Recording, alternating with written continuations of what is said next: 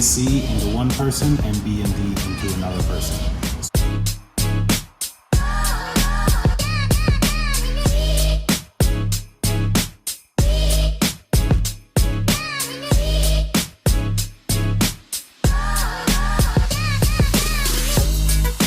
So this is part C of the car, and as you see we have the Infento, so we're representing Infento car.